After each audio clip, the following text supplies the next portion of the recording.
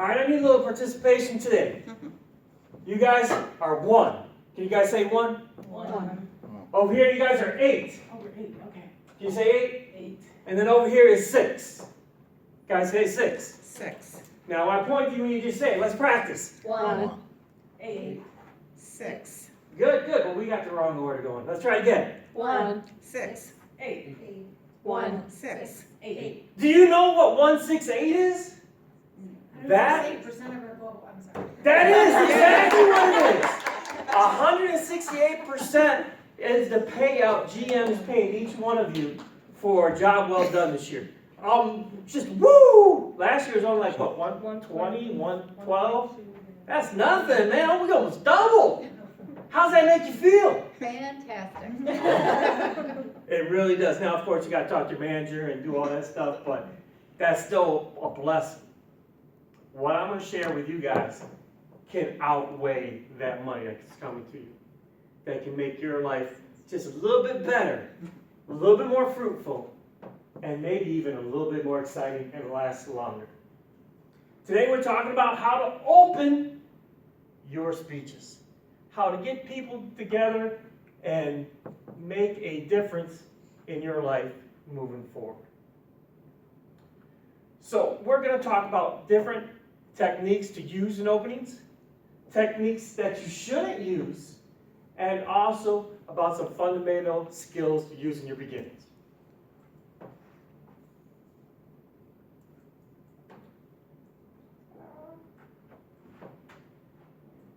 Okay. Critical for your openings. First one you have to do is get people's attention. You have to do something to bring them back to you. Here we're at GM, we got to think about a meeting at 1 o'clock, the meeting we just came from, and did I bring my lunch today? You got to draw those people back into you so that their attention is on you. They can focus on what you have to say and then move forward. Another thing you have to do is introduce the topic.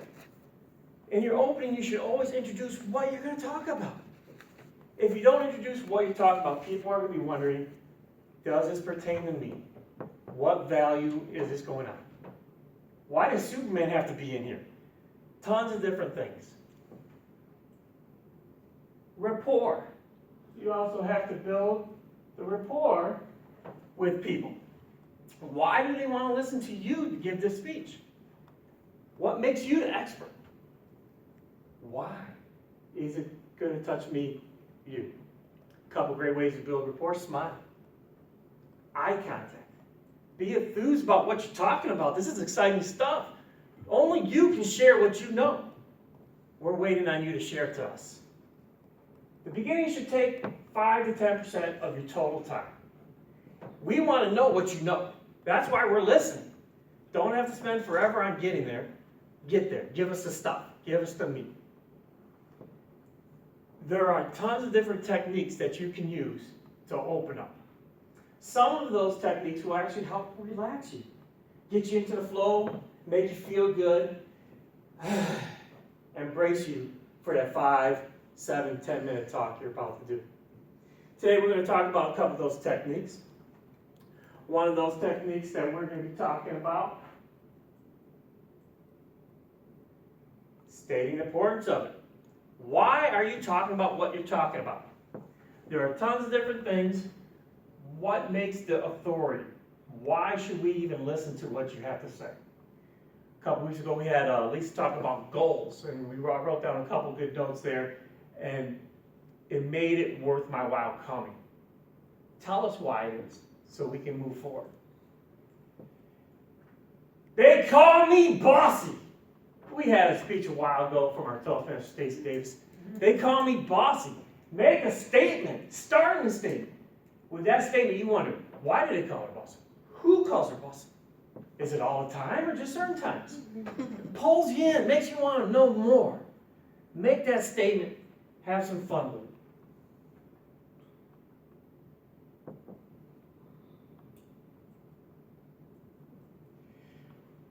Build anticipation. When we are 2015, we all may talk like robots because our brains have computer chips in them. Bring something to draw their attention in, something fun like that. Use a cat voice, use some kind of thing that goes, why is he talking like that?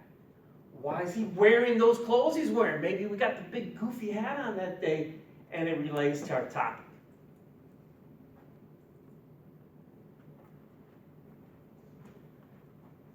You can always tell a story, an anecdote. Don't just say 2 men went out to the woods. Me and my brother John, we went hunting the other day, and we got a great deer. Make it a little bit more personal. Bring people into it. Just don't say a fact. Spin a whole story. How many people here would like a $100 bill? It's a rhetorical question. You got some people say, yeah, me. Then you can always go into, what would you buy with that $100 bill? Nice bottle of wine, steak, dinner for 2. How many people take that $100 bill and buy me a meal? Rhetorical questions. Great way to get some interaction. Begin with a quote. Life is a dance. We've heard from people here at Toastmasters. Sheila Flanagan, one of her country songs that she likes to talk about. Life is a dance. When you quote someone, you bring that authority into your speech, whether it's a president, your sister, or a coworker. It brings a little bit of authenticity to it. It can also amuse the audience, depending on how you say it, especially if you use it over and over again. Life is a dance. Life is a dance. Depending on how you do it, depends on how you get it. You can dramatize a point and bring it home with a quote as well. You can find quotes all over the place, internet, friends, magazines, websites, songs, they're everywhere. Reference the occasion. I did that today, didn't I? We just had a big announcement yesterday, huge bonus coming out. Go ahead, reference it, get it out the way. If you're at a Valentine's Day dinner, go ahead and announce the Valentine's Day dinner, and we appreciate the love we all show. You can also use historical dates. You can look up in the internet famous things that happened on such and such a day. Maybe George Washington crossed the Delaware that day. You can reference that if it ties in with everything else you're doing. There are tons of techniques. Some other ones include humor, using some jokes, a little funny story. You can use audience participation. Look to the person to your left. Look to the person to your right. Is that a trustworthy face you just looked at? You could use that on cybersecurity. You could use that one on a scam that may be going around about swindling old ladies out of money. A little audience participation can go a long way. Demonstration. I can't do it, but I have friends that can do close-up magic. Pull 3 or 4 coins and a silver ball out their hands, and then it disappears and comes back. That's a good way to engage some people. What about if you were doing a speech about how to cook sausage? You actually get up there, grind the sausage, demonstrate it, show a little bit in the beginning of how it works, how you mix the stuff together. That can draw people's attention into you as well. We talked about historical events. You can look that up online, find different events that have happened, and you can use it. The main thing you want to do, though, is use a style that works for your speech, your attitude, and your audience. You don't want to jump out in a clown outfit if we're all going to be business professionals here and throw something weird that's a topic like car security or navigation. That doesn't fit right.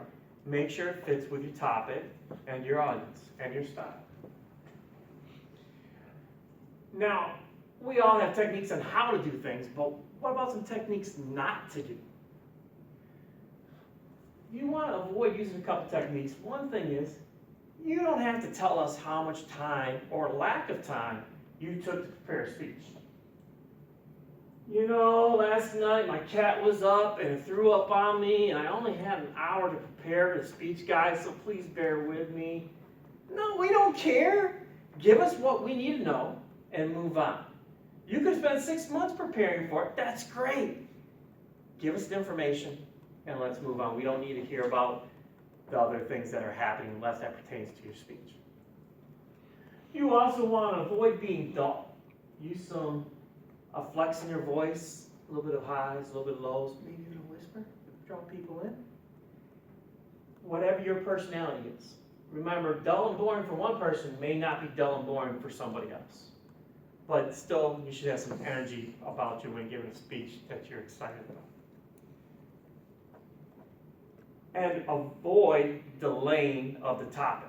Once again, people want to know what we're here for. Ladies and gentlemen, thank you for coming to this educational seminar. We're going to teach you some great, but before we do that, let's get a few things out the way. We need roll call, and then you forget to mention why you're there. Who wants to be a part of a speech that they don't even know what's going on? Hard to follow, you're going to lose your attention. You're going to start thinking about how you're spending that bonus.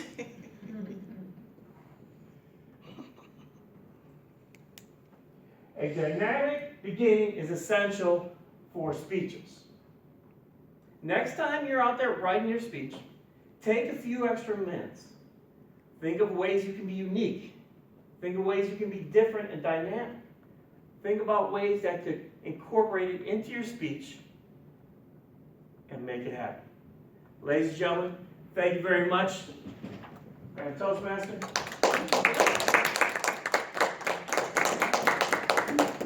Another awesome speech by David. Now I'll bring Nancy up so she can lead us into today's Toastmaster topic.